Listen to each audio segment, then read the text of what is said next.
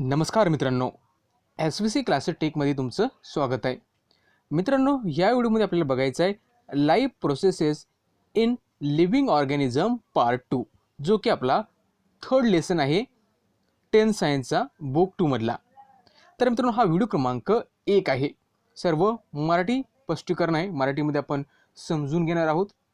तर मित्रांनो, हा पार्ट 2 आहे. पार्ट 1 मध्ये सेकंड लेसनमध्ये आपण काय बघितलं, जे सेल असतात सेलचं डिव्हिजन कसं होते, ठीक आहे. त्याच्या काही आपण प्रोसेस बघितल्या, ठीक आहे. मग सेलचं जे डिव्हिजन होते त्यानंतर आपल्याला आता थोडं पुढं जायचं आहे. आणि ह्या लेसनमध्ये आपल्याला शिकायचं आहे की असेक्शुअल आणि सेक्शुअल रिप्रोडक्शन होते कसं आणि ते असते काय. तर ह्या व्हिडिओमध्ये आपल्याला ते शिकायचं आहे. पण तत्पूर्वी मित्रांनो, जर तुम्हाला व्हॉट्सअप जर नंबर आमचा हवा असेल तर हा आमचा व्हॉट्सअप क्रमांक आहे. यावर तुम्ही आम्हाला व्हॉट्सअप करू शकता आणि व्हिडिओच्या लिंक्स तुम्ही आम्हाला विचारू शकता. त्यानंतर आम्ही तुम्हाला व्हिडिओच्या लिंक सेंड करू.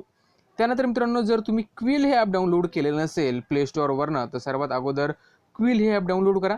त्यानंतर तुम्हाला क्लास 8 to 12पर्यंत सर्व नोट्स इथं उपलब्ध करून देण्यात आलेले आहे.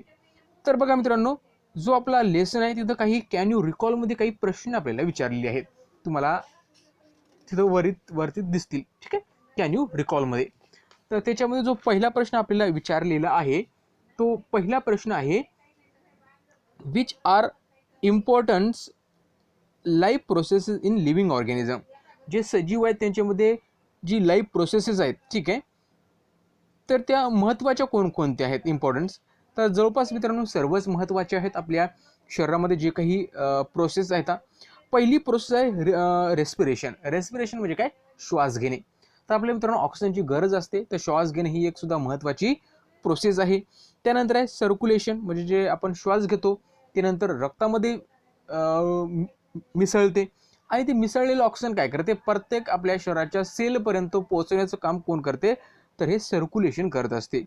त्याच्यानंतर आहे न्यूट्रिशन. न्यूट्रिशन म्हणजे त्याला आपण सोप्या भाषेमध्ये जे अन्न ग्रहण करतो ते डायजेस्ट झाल्यानंतर त्याच्यामध्ये जे काही न्यूट्रियन्स आहेत ते ॲब्सॉर्ब केले जातात बाय द ब्लड, ठीक आहे. ते ब्लडद्वारे शोषून घेतले जातात आणि ब्लड काय करते, थ्रू द सर्क्युलेशन, जे काय सर्क्युलेशनद्वारे काय करते, प्रत्येक पेशीपर्यंत त्याला पोहोचवण्याचं काम करते. म्हणजे न्यूट्रिशन सुद्धा एक महत्त्वाचं आहे. त्यानंतर एक्सक्रेशन. एक्सक्रेशन म्हणजे जे काही वेस्टेज मटेरियल आपल्या शरीरामध्ये आहेत, ठीक आहे, तर त्याला बाहेर काढणं सुद्धा तेवढंच महत्त्वाचं आहे, ठीक आहे, एक्सक्रेशन. देन आहे सेन्सेशन. सेन्सेशन म्हणजे काय, एखाद्या गोष्टीला रिस्पॉन्स देणं. आपल्याला जर कोणी स्पर्श केला की आपण लगेच त्याच्याकडे पाहतो. आपल्याला जर चटका बसला तर आपण लगेच काय करतो, आपला हात मागे घेतो. तर हे सेन्सेशन सुद्धा महत्त्वाचं आहे. जर सेन्सेशन नसेल तर काय झालं असतं, उदाहरणार्थ बघा, तुमचं लक्ष दुसरीकडे आहे आणि तुमचा हात एखाद्या मशीनमध्ये गेलेला आहे, ठीक आहे, आणि तुमचा हात मशीनमध्ये काय होतोय, चेंदतोय, पण तुम्हाला समजत नाही कारण तुम्हाला सेन्सेशनच नाही, ठीक आहे. मग असं झालं असतं की तुमचं सर्व शरीर नष्ट झालं असतं पण तुम्हाला त्याच्याकडे लक्ष गेलं नसतं किंवा समजलं नसतं. त्यासाठी सेन्सेशन सुद्धा अतिशय महत्त्वाचं आहे. त्याच्यानंतर मित्रांनो दुसरा प्रश्न आपल्याला विचारलेला आहे, which life processes are essential for the production of the energy required the body. जे आपलं शरीर आहे, आपल्या शरीराला ऊर्जेची गरज लागते आणि ही ऊर्जा निर्मितीसाठी कोणकोणत्या प्रोसेस महत्त्वाच्या आहेत. तर मित्रांनो सर्वात महत्त्वाची जी प्रोसेस आहे ती आहे रेस्पिरेशन प्रोसेस. कारण जे काही आपण ऑक्सिजन घेतो थ्रू अ रेस्पिरेशन प्रोसेस याच्या माध्यमातून घेतो, ते काय होते, ते ब्लडद्वारे ॲब्सॉर्ब होते, ठीक आहे. ॲब्सॉर्ब झाल्यानंतर जे काही न्यूट्रियंट्स आहेत त्या न्यूट्रियंट्सचं ऑक्सिडेशन होण्यासाठी, ज्यावेळेस त्या न्यूट्रियंट्सचं ऑक्सिडेशन होईल त्यावेळेसच एनर्जी रिलीज होईल किंवा एनर्जी आपल्याला मिळेल. त्यासाठी त्या न्यूट्रियंटचं ऑक्सिडेशन होण्यासाठी ऑक्सिजनची गरज असते आणि ते काम पूर्ण करत असते हे रेस्पिरेशन. आणि आता रेस्पिरेशन आपलं ऑक्सिजन आपण शरीरात घेतलेलं आहे पण त्याला सेलपर्यंत पोहोचण्याचं काम करते सर्क्युलेशन. म्हणजे रेस्पिरेशन आणि सर्क्युलेशन ह्या दोन महत्त्वाच्या प्रोसेस आहेत. कशामध्ये, तर एनर्जी प्रोड्यूस करण्यामागे, ठीक आहे. हे दोन महत्त्वाच्या प्रोसेस आहेत. त्याच्यानंतरच्या दोन प्रोसेस बघा मित्रांनो, प्रोसेस म्हणतोय बघा, थर्ड क्वेश्चन आहे, which are the main type of the cell division and what are the differences. तर मित्रांनो मागच्या लेसनमध्ये, last lesson, we have seen the main type of the cell division. Main type of the cell division आपण बघितलं. First one that is the mitosis. एक cell division आहे mitosis आणि दुसरं आहे मिओसिस. मायटोसिस म्हणजे काय, हे आपलं जे शरीर आहे, आपल्या शरीरामध्ये जे काही पेशी आहेत, या पेशीमध्ये हे मायटोसिसचं काय होत असते, ही मायटोसिसचं सेल डिव्हिजन होत असते आपल्या शरीरामध्ये. ठीक आहे, म्हणजे आपल्याला जर वाढ व्हायची असेल किंवा आपल्याला नवीन प्राण्यासाठी जन्म द्यायचा असेल तर मायटोसिसची गरज असते. पण जे मिओसिस असते, हे मिओसिस काय असते, हे मिओसिस होत असते जर्मिनेशनमध्ये किंवा जे स्पर्म असतात, स्पर्म सेल, याच्यामध्ये ही प्रोसेस होत असते. म्हणजे एक डिफरन्स आपल्याला इथं सापडला.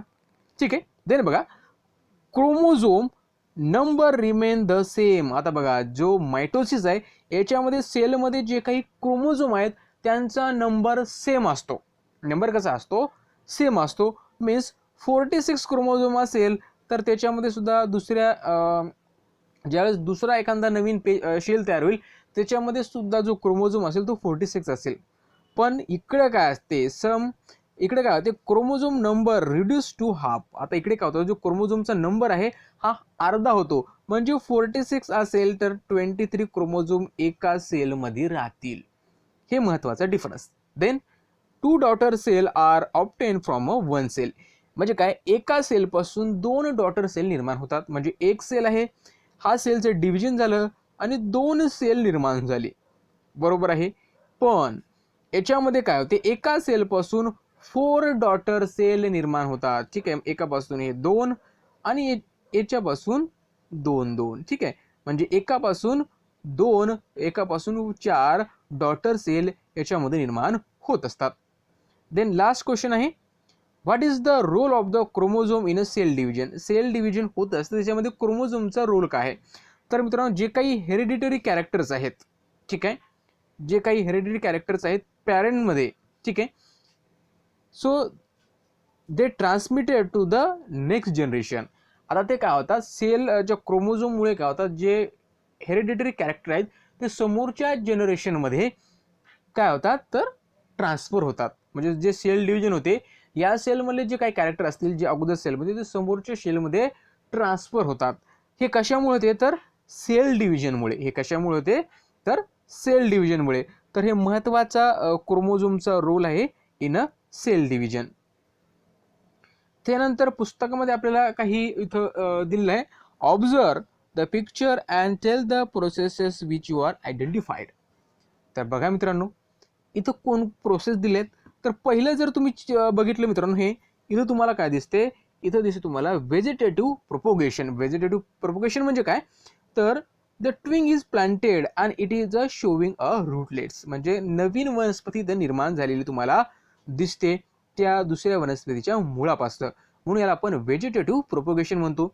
बी मध्ये तुम्हाला काय दिसतंय, द हेन इज लेईंग अ एग्स. आता ती कोंबडी काय करते, अंडे देते. ठीक आहे, म्हणजे इथं सुद्धा नवीन स्पेसिस तयार झालेली आहे. ठीक आहे, म्हणजे इथं सुद्धा रिप्रोडक्शन झालेलं आहे. इथं सुद्धा यांनी अंड दिलेलं आहे, त्या अंड्यापासून सुद्धा उद्या पिले निघतील. तर हे सुद्धा एक रिप्रोडक्शनचीच प्रोसेस आहे. देन बघा, इथं तुम्हाला दिसते जर्मिनेशन. जर्मिनेशन म्हणजे काय, एखाद्या बी पासून झाड उगणे, याला आपण जर्मिनेशन म्हणतो. म्हणजे हे सुद्धा एक आहे, तर एक काय, एक रिप्रोडक्शनचीच काय प्रोसेस आहे. ठीक आहे, इथं सेल डिव्हिजन आहे. सेल डिव्हिजन म्हणजे काय, ही सुद्धा रिप्रोडक्शनचीच प्रोसेस आहे. पण याच्यामध्ये एक नवीन वनस्पती तयार झाली, याच्यामध्ये एग्स दिले आहे, याच्यामधून वनस्पती तयार झालेली आहे आणि इथं मात्र एका सेलपासून 2 सेल झालेले आहे. इथं सेल डिव्हिजन झालेलं आहे.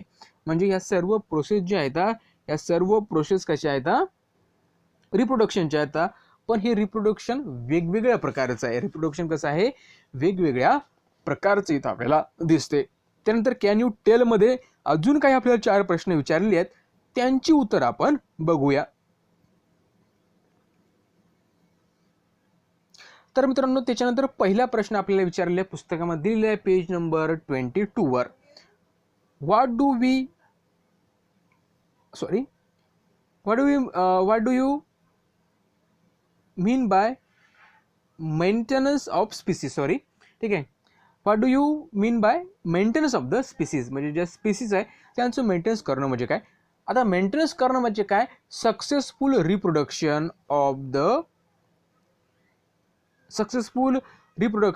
And produce a new kinds of organism like on. म्हणजे बघा, नवीन सजीवांना जन्म देणे, त्यांच्यासारख्याच नवीन सजीवांना जन्म देणे म्हणजे काय झालं, सक्सेसफुल रिप्रोडक्शन झालं. आणि याच्यामुळे काय होते, याच्यामुळे जी कंटिन्युटी आहे ह्या नेचरमधली प्राण्यांची जी कंटिन्युटी आहे म्हणजे टिकण्याची, तर ती काय राहते, चालू राहते. बघा मित्रांनो, जर ह्युमन बिंग्स म्हणजे मानवी जर नवीन माणसाला जन्म दिला नाही तर आजपासून 100 वर्षांनी काय होईल, सर्व सजीव किंवा सर्व मानव संपून जातील. तर ही कंटिन्युटी ठेवण्यासाठी काय करावं लागते आपल्याला, तर तर नवीन मानवाला जन्म द्यावा म्हणजे देण्याची गरज असते, जसं की आज आपण बघतोय. नंतरचा प्रश्न आहे, whether the new organism is genetically exactly similar to the earlier ones that has a produce it. बघा मित्रांनो, असं असू शकते का, असं प्रश्न विचारला. जर एखाद्या प्राण्याने किंवा एखाद्या ऑर्गॅनिझम जर नवीन प्राण्याला जन्म दिला तर तो जेनेटिकली एक्झॅक्टली सिमिलर असू शकतो का, त्याच्यामध्ये तो दिसायला किंवा त्यांची हाईट किंवा सर्व गुण ते समान असू शकतात का, तर आय विल से नो, मी म्हणणार की नाही. का, कारण if the reproduction is asexual, बघा असेक्शुअल, जर रिप्रोडक्शन हे असेक्शुअल असेल type, then the young one is exactly similar to the parents. म्हणजे जर रिप्रोडक्शन हे असेक्शुअल असेल तर काय होईल, जो काही नवीन प्राणी तयार झालेला, वनस्पती तयार झालेली आहे ती कशी असेल, ऑर्गॅनिझम असेल तो कसा एकदम सिमिलर असेल. फॉर एक्झाम्पल ट्रीमध्ये ज्यावेळेस आपण व्हेजिटेटिव्ह रिप्रोडक्शन करतो त्यावेळेस सेम वनस्पती आपल्याला त्याच्यामध्ये दिसते. ठीक आहे, सेम वनस्पती, ते आहे असेक्शुअल रिप्रोडक्शन. ठीक आहे, सेक्शुअल रिप्रोडक्शन असेल सेक्शुअल तर त्याच्यामध्ये सारखे नसतात, पण असेक्शुअल असेल तर त्याच्यामध्ये जे जेनेटिकली कसे असतात ते सिमिलर असतात. Then who determines the whether the two organism of the species will be exactly similar or not. तर मित्रांनो, कोणती अशी गोष्ट आहे की त्यावर आपण सांगू शकतो की जे ऑर्गॅनिझम आहे ते एक्झॅक्टली सिमिलर असतील किंवा एक्झॅक्टली किंवा ते डिफरंट असतील. ठीक आहे, ठीक आहे, आपण बोलतोय ठीक आहे. तर बघा, हे डिपेंड असते मित्रांनो सेक्शुअल रिप्रोडक्शनवर. ठीक आहे, म्हणजे ते सेक्शुअल आहे की असेक्शुअल आहे. असेक्शुअल असेल तर सिमिलर असतील. ठीक आहे, सेक्शुअल असेल तर मात्र त्याच्यामध्ये डिफरन्स असणार. तर हे डिपेंड करते तो कोणत्या प्रकारची रिप्रोडक्शन तिथं होते यावर ते डिपेंड करत असते. देन बघा मित्रांनो, नंतरचा फोर्थ क्वेश्चन आहे, what is the relationship between the cell division, म्हणजे जे सेल डिव्हिजन होते ते, आणि formation of the new species, जी नवीन स्पीसीज तयार होते यांच्यामध्ये काय रिलेशन आहे सांगायचं आहे. तर बघा मित्रांनो, ज्यावेळेस सेल डिव्हिजन होईल, ज्यावेळेस सेल डिव्हिजन होईल त्यावेळेसच गॅमेट्स फॉर्म होतील. गॅमेट्स म्हणजे काही म्हणजे मेल गॅमेट्स असतात आणि फिमेल गॅमेट्स असतात. ठीक आहे, म्हणजे सेल डिव्हिजन झालं कीच की जे गॅमेट्स फॉर्म होतात. ठीक आहे, आणि हे गॅमेट्स फॉर्म झाले, दोन गॅमेट्स म्हणजे फिमेल गॅमेट्स आणि मेल गॅमेट यांची काय होते, युनियन ऑफ द गॅमेट्स, म्हणजे हे दोन गॅमेट्स एकत्र येतात, एकमेकांना मिळतात, आणि मिळाल्यानंतर न्यू ऑफस्प्रिंग विल प्रोड्यूस, आणि न्यू ऑफस्प्रिंग नवीन सजीव, नवीन ऑर्गॅनिझम तयार होतो. म्हणजे काय मित्रांनो, जे सेल डिव्हिजन आहे, सेल डिव्हिजन नंतर गॅमेट्स फॉर्म होतात, गॅमेट्स नंतर युनियन ऑफ गॅमेट्स होते, त्यानंतर न्यू ऑफस्प्रिंग तयार होतो थोडक्यामध्ये. तर हे यांचं रिलेशन आहे थोडक्यामध्ये.